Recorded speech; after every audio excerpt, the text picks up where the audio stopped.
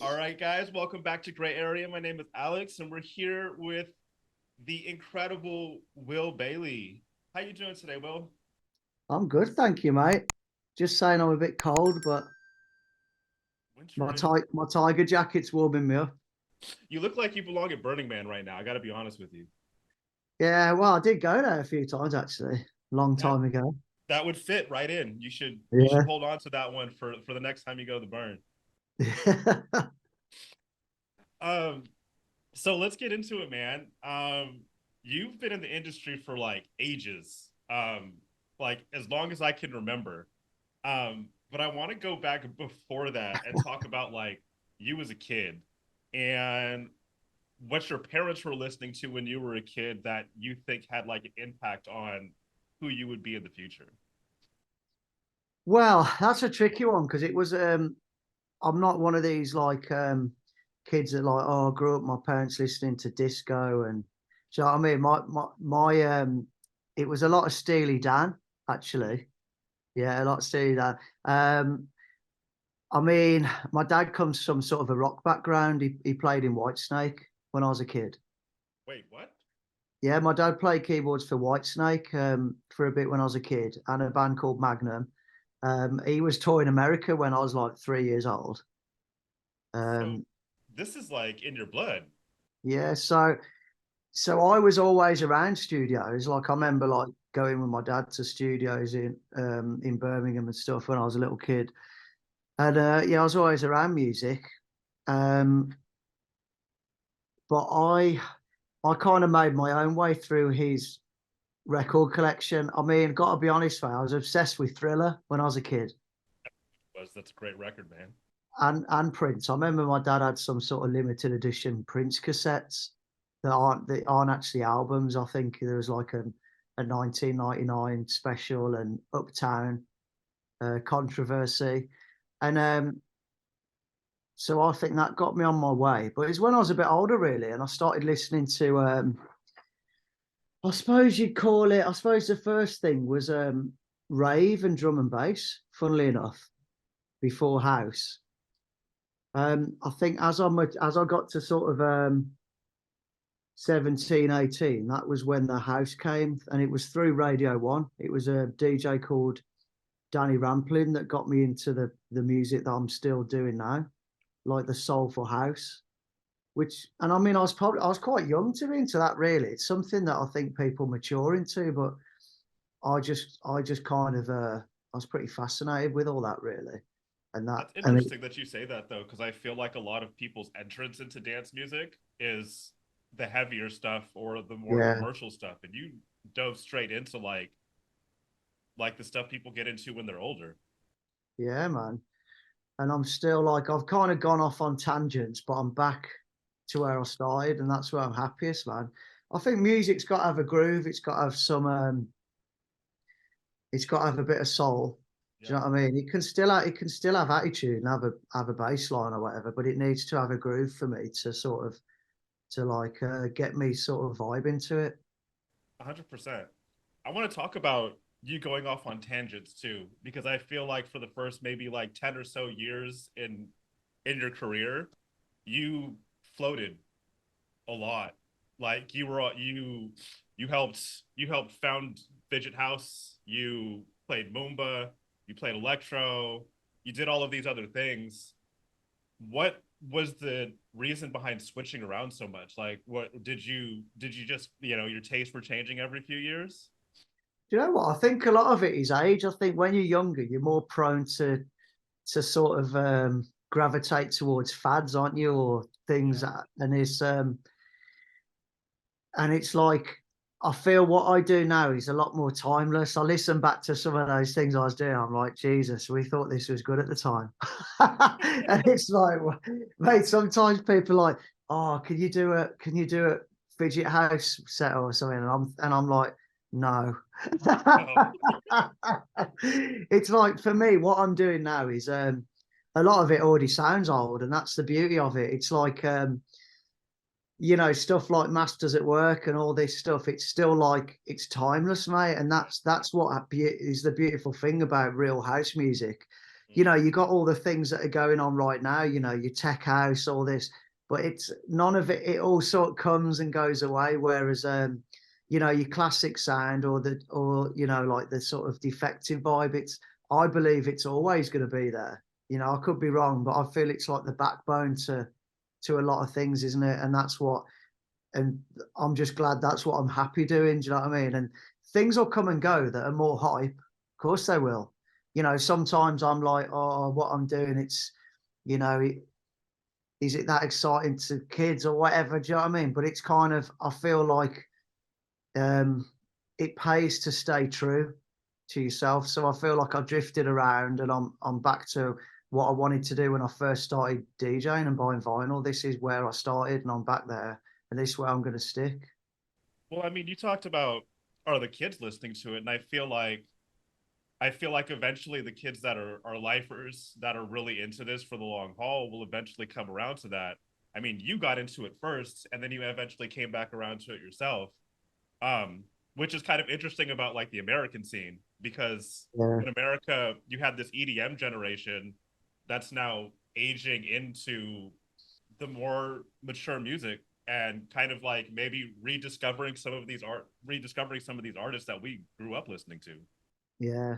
No, it's nice because I feel there's certain artists that are still kind of out there doing their thing, getting a lot of respect. People like Kerry Chandler and Louis Vega and Kenny Dope and all like these people, they're sort of, if anything, they seem like they're getting more popular. Like I had Todd Terry at my party. I couldn't believe it. I had Todd Terry like on before me, and it's mind blowing, really. Like when you think that guy's done more than most people for this music.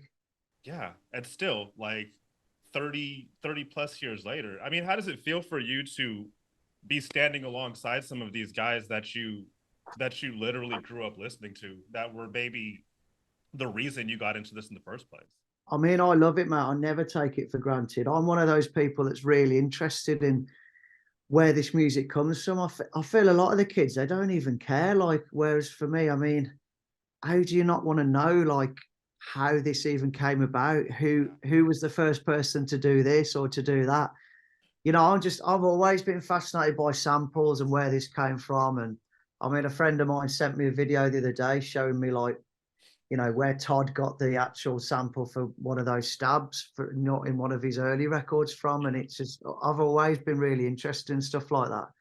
Whereas some people just, I don't know, you question whether why they're DJing or whatever. That's a whole different Yeah, argument though, isn't it? Like, yeah, absolutely. I it's mean, like a very, I was saying to our manager last night, it's a very different thing to what I got into. This was a popular or cool thing to do when I started. No one was a DJ. I didn't know anyone. It was I was the one who wanted to be a DJ because I was the one who was really obsessed with music, and my mates were happy going out getting drunk and listening to it.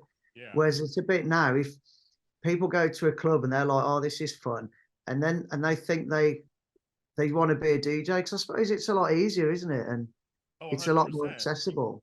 You had to want it before. I mean, and Yeah, you it had took to be obsessed. You had to go and find these records and spend half your life in a record shop, spend all your money on the records, like practiced it. Like vinyl was, it was like it was a skill, wasn't it? I mean, now there are advantages to it being easier and you can do a lot more things, or you know what I mean, cue points, loops, you know, playing back, you know, put the CD down your head and play the tune in reverse, whatever, do whatever you want to do. right. Like back then it was a skill, like not everyone could do it, like not everyone can be good at football, like, Yeah. but now it's a bit like I feel like I could teach my daughter to mix tonight. Do you know what I And mean? I feel like that's why there was so much of a separation between the producer and the DJ because there were Yeah, yeah, some folks that stayed in the studio and made the records, and then there were some folks that went out to the club and to the rave to play the records. And now yeah. everybody can play records because it's so easy. So And I think a lot producers have to go and DJ now as well because yeah, it's like that's the money. Like before, it's a shame really. You might have people that were great producers and they'd be quite happy sitting at home because they would make a lot of money doing that. But now right. it's like the money's in you got, and that's maybe why you have some people that you just, they might make great records, but maybe they're not great entertainers, or I mean, there's a million arguments about all of this side of things, isn't there? But I don't know. I think it's important that I don't know. I suppose you just got to accept what everyone wants to do, and just Yeah. you've just got to do the best you can do, and not try and get, try not to get caught up in what everyone else is doing. Which is, that's sometimes something I struggle with too. Like worrying about what's going on or what other people are doing.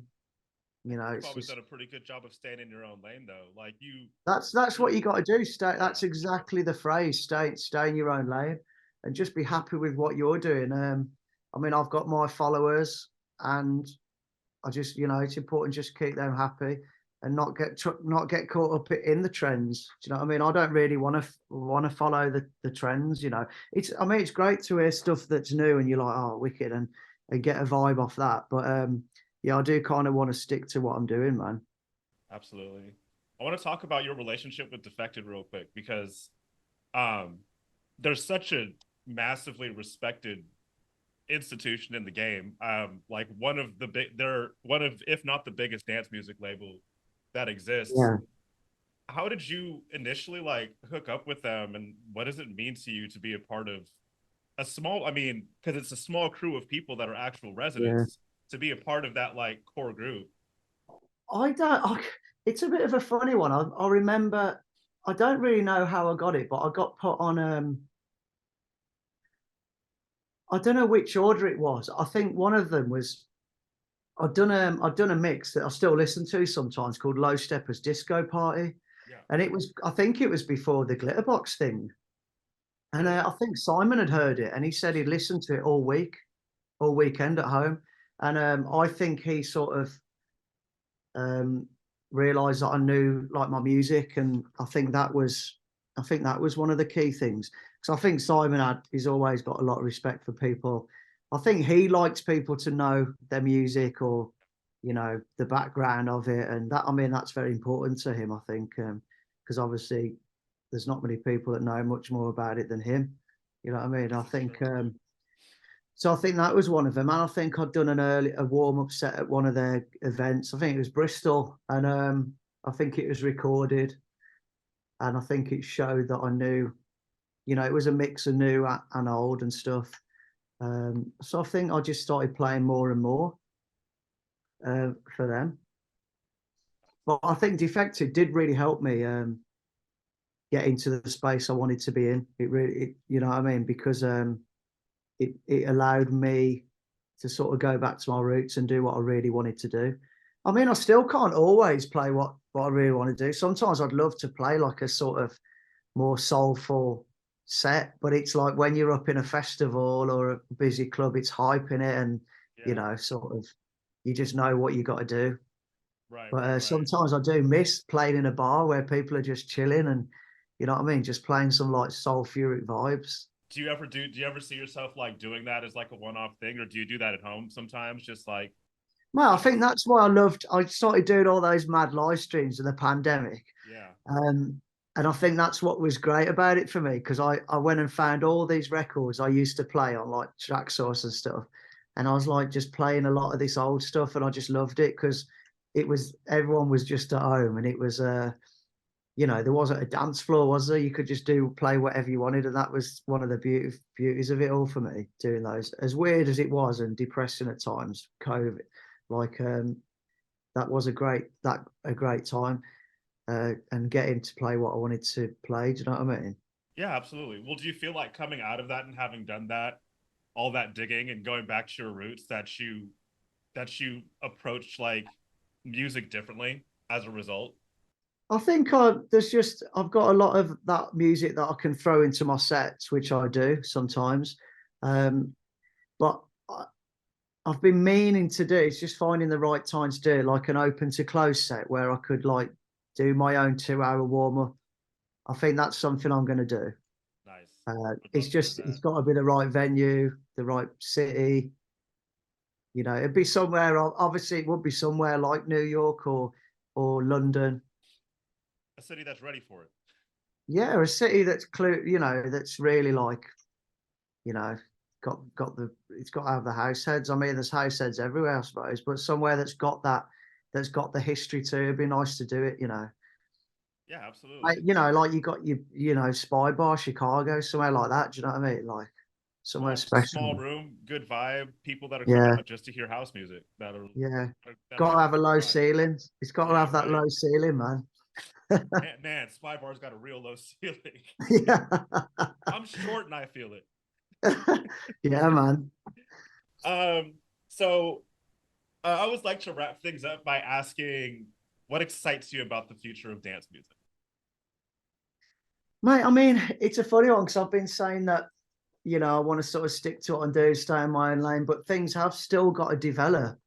And I'm excited to see in England, there's a lot more garagey vibes coming back, which is cool because that's what a lot of Low Steppa was with the beats. So Right. Yeah, um, absolutely. I'm hearing some, you know, some really cool stuff, and it's kind of what I was doing anyway. So for me, it's almost like being given the green light to get back onto some of those vibes. Um, and I feel I can mix it up within house music as well. Yeah. People aren't going to go, what?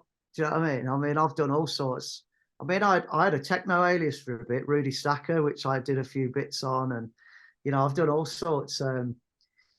But I mean, I love music. I mean, I listen to so much liquid drum and bass as well. I'm mad into DJ Marky and Makoto and London Electricity. I'm really into that, and people might be like, "Oh, I didn't expect that," but I listen to loads of it. I mean, mate, I listen to a lot of old hip hop as well. That's one of my favorites. Yeah, I think a lot of that stuff comes through in your music though, in little peaks and valleys. I love the And production on all that stuff like Big L and Gangstar, and I so think I good. had is it Big Punisher on earlier. Yeah, yes. I just There's love. I so think the much music. production on all that stuff is amazing. Man. I love all the drums and everything, man. And in a weird way, that inspires me to like not make hip hop, but you know, it just inspires me to want to make music. Yeah, absolutely. Well, I mean, you're talking about Garage and My Love. Your My Love remix was essentially a Garage record. Um, Yeah, like mate, I've always loved those skippy beats, and yeah, it's just fun, mate. Like when you're making beats, just where can I put these snares, and like you know what I mean, what groove am I going to get, and how much swing or quantize do I want on my beats, and yeah, I think that's just fun. That's why I've never really been into straight kind of like. Don't get me wrong, like tech house, it's massive, and like a lot of people love it, but for me, I need a bit more. I need something more in the drum beats. yeah. I think it was Grant Nelson that said to me once, you know, you've got to be grooving off just your drums. Yes, And yes. that's Strip everything that's the away. approach I always have. Because some of the greatest old records, you know the drum beat. I mean, look at drum beats like Bucketheads, Kenny Dope, The Bomb, Oh stuff yeah, like that.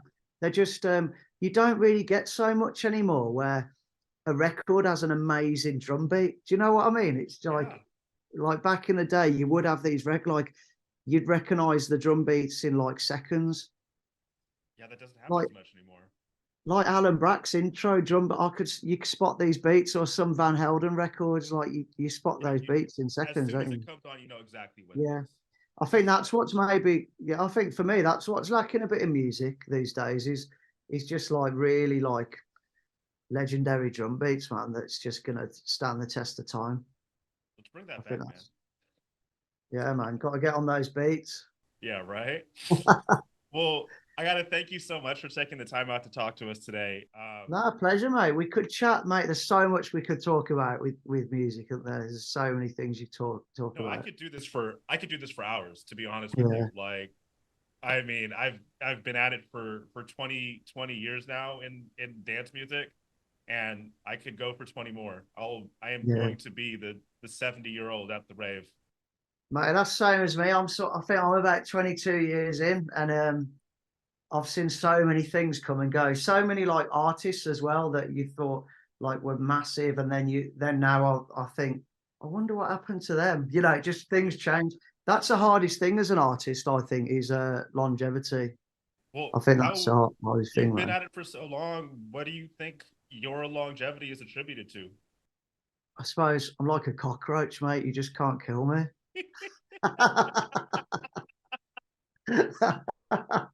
I'll just, mate, I'll just keep coming back. Hopefully, I'm not. Hopefully, I'm not as annoying as a Yeah, cockroach. not anywhere near. We like you. Good to hear it, man. For sure. Well, again, thank you so much, man. And looking forward to the I won't be at the New York show, but when you're in San Francisco, um I'm definitely looking forward to that because I haven't seen you play in ages, except on the internet. So let's Yeah, man. yeah, Well, I we'll be look looking forward to forward. seeing you, bro. It's been a long time. I know. That's the thing. I feel like the last time I saw you, you were playing in that you played at Monarch on like a Wednesday in that basement spot. Yeah, I think I remember the one. Yeah. And was like me, you, maybe Carlos was there. Yeah, I remember Carl. Mate, he's a legend, man. Yes, that guy is a legend. I love him. Yeah, Do you it's been a still long see time. him? Huh? Do you still see him? Oh yeah, I still see him. Yeah, He good. still comes out. I see him like, once every couple of months. He's good. Yeah, He's nice. still the same. Yeah, He's still good. the same Carlos. Yeah, man. I'll hit him up. Yeah. Well, again, thank you, and I'll keep in touch, and let's say hey, when we come to San Francisco, I owe you a beer. Yeah, man. Let's do it. Yes, Thanks for having me, man.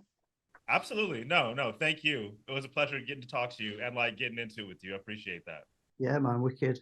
All right, I'll talk to you soon. Yeah, man. Catch you soon, bro. All right, bye.